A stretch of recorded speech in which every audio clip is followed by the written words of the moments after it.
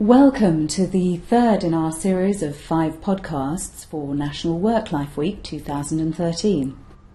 Join me, Liz Morris, as I explore in these 5 podcasts, with the input of 5 leading experts, the possibility of having it all.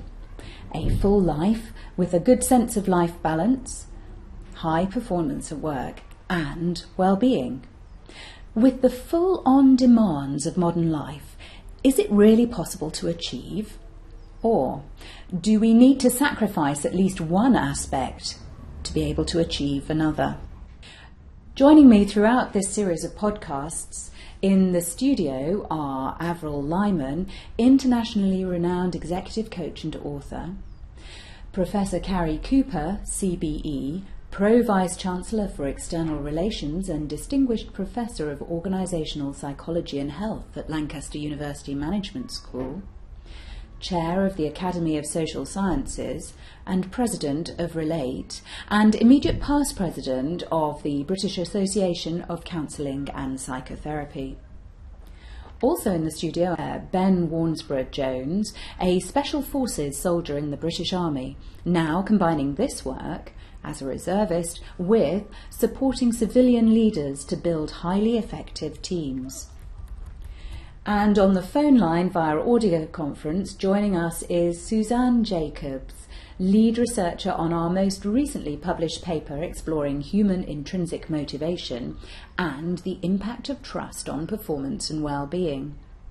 And we also have John Dent, physical trainer and nutritionist to elite sportsmen and women and senior executives. In our first podcast, we explored the relationship between performance, balance, and well-being. And we looked at what it is that really motivates us.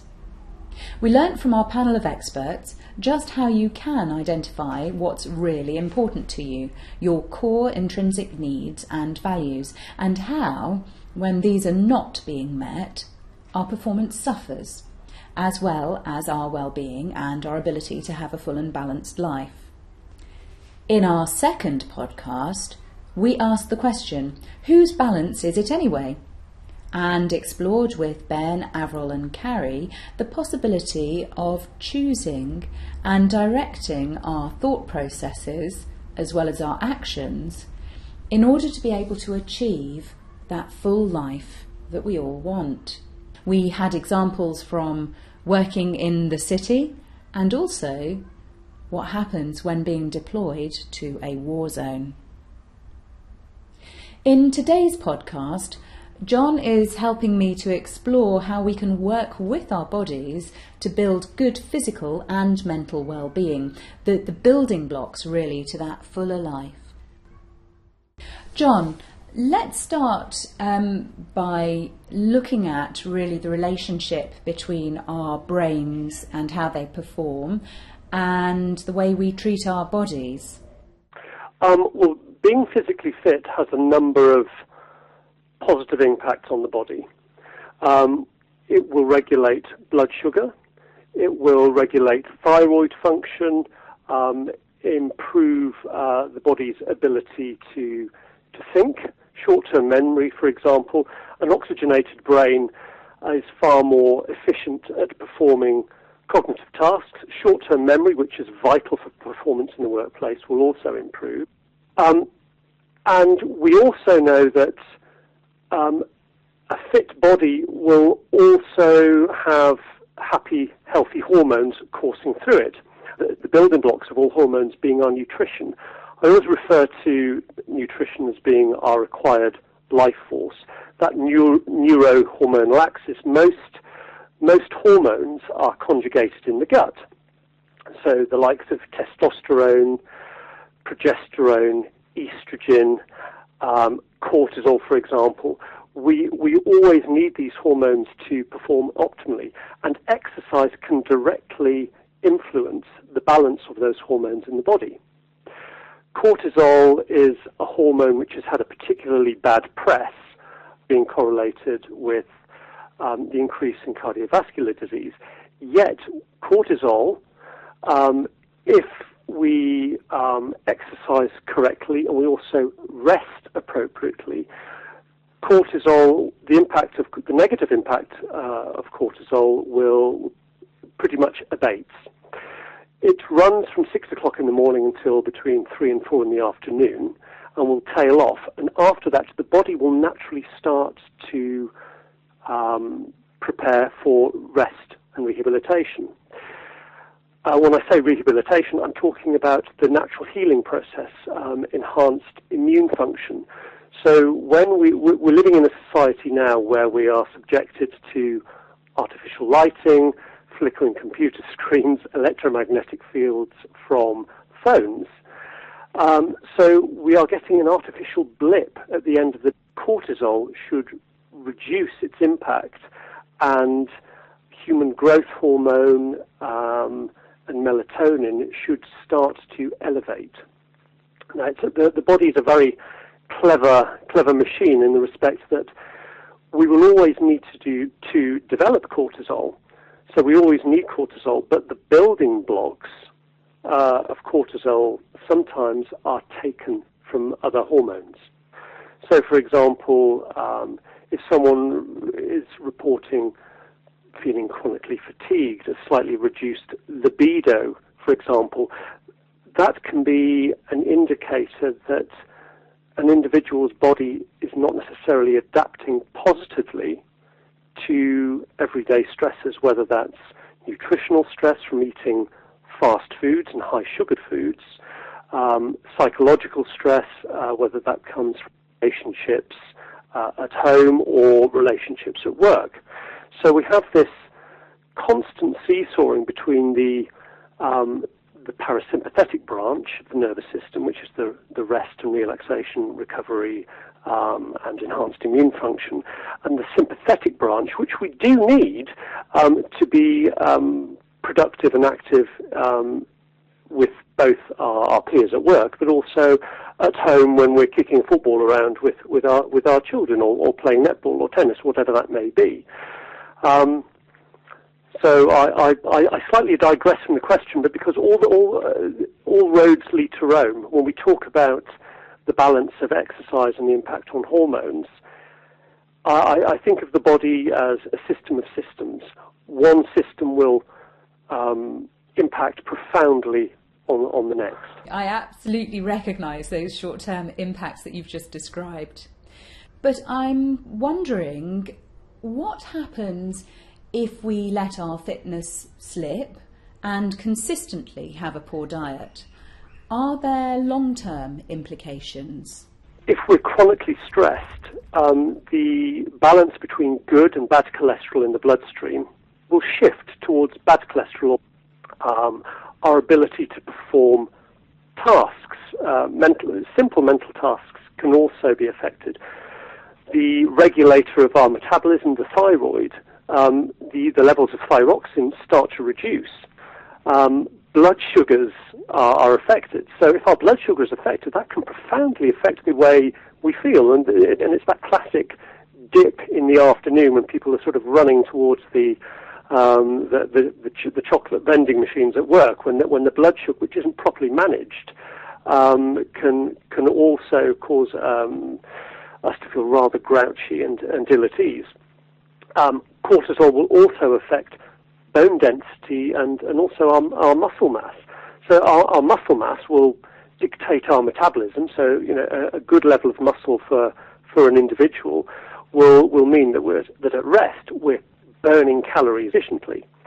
Bone density, if it's caught early enough and there's the right kind of intervention, whether that be medical or exercise related, can improve bone density, because that's the framework on which our body sits. So strong, healthy bones and improved muscle mass leads to elevated posture, and we know that if we change our physical being, we change the way we feel. So, I challenge anyone who's feeling slightly down, as soon as you alter their posture, there is a physiological response, and that can be measured in terms of endorphins. There is increasing bodies of evidence that show that if we improve our posture and if we improve our internal dialogue, our psychological well-being will increase too. So let me get back to cortisol. We're looking to also reduce inflammation. So cortisol, not only will it reduce bone density and reduce muscle mass, but also it can cause chronic inflammatory responses. So our long-term health is dependent upon us constantly being aware of and managing this seesaw, managing the autonomic nervous system so that we get enough rest and relaxation as well as enough energy expenditure. It's really interesting to hear you talking about the importance of rest. So often when we think about fitness, we think about going out for a run, walking, working out at the gym, or perhaps a game of squash or walking the dog. We rarely think about scheduling time to rest, apart from potentially sleeping. But we need rest both psychologically and physically to heal. And often when I hear you talk about the two systems, main systems in our body, the sympathetic and the parasympathetic, and how we need both of them.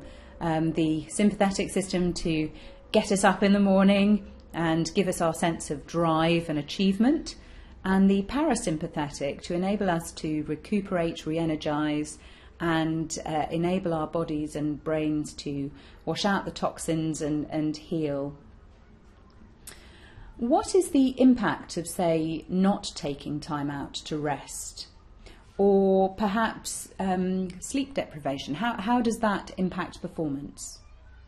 There was a very interesting piece of research, and it was looking at a cohort of soldiers, marksmen. And after 24 hours of sleep deprivation, the ability to concentrate and pick out friend or foe was significantly impaired.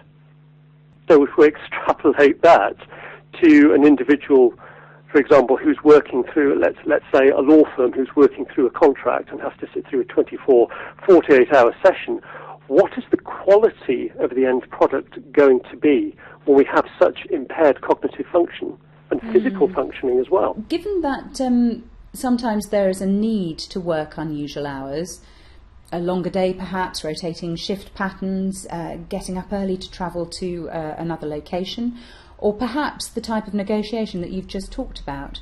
What can people do in order to help their bodies and brains cope with this type of stress and maximise performance?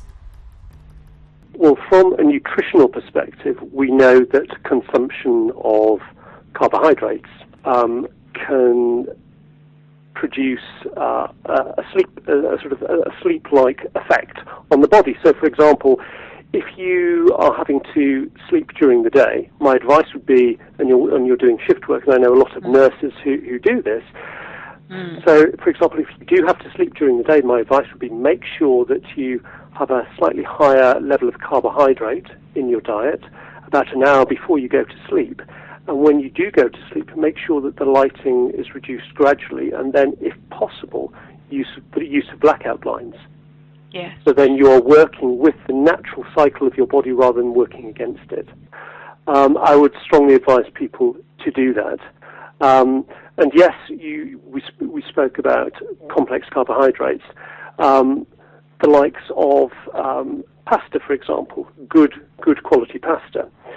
Although, once again, there are nutritionists who believe that there is a large section of the population that suffer from gluten intolerance. That may be the case, and I would always encourage every one of us to listen to our bodies. I think we live in such a fast food society. There is a danger of looking at food as calories. And I take a more Hippocratic view of food as being medicine. Food is the building blocks for the next set of hormones, brain cells, eye cells, you name it. So I think if we change our relationship with the way we eat and how we eat, that has numerous positive impacts upon our ability to exercise and our ability to rest. So yes, going back to your question, how do we how do we use nutrition and exercise to support people who work in shift environments, I would say use mindfulness training, active meditation, and the simplest form is being aware of your breathing, counting your breathing in and out, lying in a safe, comfortable position, and simply thinking very positive thoughts towards your fellow human beings. And we know from research in psychology, I know that vagus nerve tone improves really quite rapidly with this kind of active meditation. And what about those things such as caffeine and sugar that we use, to get through those low energy times, particularly the 2 p.m. slump? How do these things affect our ability to feel focused and energised and productive? Well, I'm always a fan, once again going back to the individual, depending on an individual's needs. I have no problem per se with caffeine. So, for example, I'm a coffee drinker myself. I tend to drink coffee between 9 in the morning and 12, because the half-life of coffee in the body tends to be around about 6 hours. So if we're looking for an energy boost in the afternoon, we are better off looking towards nutrition such as, for example, turkey or chicken, which contain tryptophan, which is the precursor to the feel-good hormone serotonin. So if we are going to consume stimulants, I would say, well, if you're looking at the hormone profile throughout the day, our stress hormones are elevated in the morning, so why not work with that? And then towards the end of the day, start consuming water, herb teas. You mentioned green tea, which is packed full of bioflavonoids. I would suggest that, once again, start to notice the effects of different foods on your body. In the pharmaceutical industry, we are noticing now more tailored approaches towards medication. And I think we're also recognizing a biochemical individuality with individuals. So my fuel mix may not be ideal for the next person. So our proportions of proteins, carbohydrates and fats sometimes have to be tweaked. How can we become aware of what works for us? Some things will have an instant effect, whereas other things, may take a couple of hours to kick in, and it's hard when you're in the moment and you're suddenly feeling tired to think, now what is it that I've done 2 hours ago or eaten an hour ago that's making me feel like this, and how can I learn from that and change? How can we become aware of what works and define what works for us and what's not helpful? I use a pictorial representation, and it's a barometer of health. So I say to people, okay, right, if I asked you if you consumed a meal with a slightly higher protein content, after about an hour and a half, let me know how you feel. Jot down how you feel. Is that initial energy release sustained? And it's only by being present and noticing what we're consuming and the effect that it has upon us, do we have the ability to make any changes, any tweaks that we might need. So that sounds almost like an energy diary. Yes, very much so. Very much so. And for example, what we were talking about stresses before, work-life stress, I've tended to find in the past that particularly increasing the level of omega-3 fatty acids in the diet of someone who is chronically overworked and chronically stressed, we tend to get an improvement in mood and also the ability to recover from exercise. You spoke there about omega-3, and I'm sure I'm not alone in taking a general multivitamin supplement. I'm wondering, what are your views on the use of vitamins? With any vitamin supplementation, I view it as an insurance policy. Your macronutrients or your nutrition, your vegetables, your meats, your fats, if they are of a good enough quality, then the vitamin supplementation is well, in my opinion, superfluous. If the analogy is of a boat builder, great quality wood and great quality nails to put to keep it together. However, If the macronutrients, the proteins, carbs and fats, which are analogous with the planks of wood, are of a poor quality, then you can have the best vitamins in the world, but you're never going to be able to catch up. So I think look at the building blocks of health with your proteins, vegetables, fats and carbohydrates before you consider supplementation. Because I think supplementation can be valid and but used judiciously by an appropriate practitioner. I know from myself, John, that it can be a real challenge to find time to fit in exercise or, think about eating healthily if you're on the run. How can we start to build a more positive lifestyle? And that is what we're talking about, isn't it? It's about integrating it into life as usual, that respect for our bodies. How can we build it into our lives? How do we start? I would never say to people that it's an easy process, but it's a process if you were talking about a family unit. If it's a shared experience, I find that when I'm dealing with my own children, that rather than try and dictate what they should eat, I try and lead by example, and I find that has a far more profound effect, because they're more likely to want to join me for a bike ride or a game of tennis if they see my enjoyment of it. Yes. And that's the same with foods and the choices that we make. Yeah. I think it has to be a collaborative, united process. Be realistic about your expectations of what you can do, and celebrate those opportunities that you take, rather than saying, "Oh well, I don't have 45 minutes. I can't." The likelihood is, if we don't have an hour, and yet we're taught that an hour is going to be the optimal time to exercise, we're more likely to do nothing. The key seems to be to listen to and become aware of the energy in our body and how we feel, to start small and be realistic about what is achievable and build it up from there, and then to celebrate success. Yes, very much so. John, thank you for sharing your insights. It's been incredibly helpful. So, to you listening today, what is it that you will do? How will you start to work with your body to build both mental and physical well-being and drive sustainable, because that's what we're talking about here, really sustainable high performance and a full and balanced life? In our next podcast, I explore with Avril, Ben and Carrie, and a new member of our panel of experts, Dr. Simon Burnett, the power of building positive relationships and how these influence our physical and mental well-being and ability to perform. Until next time, from me, Liz Morris, and with huge thanks to our panel of experts and to our sponsor, Santander, goodbye.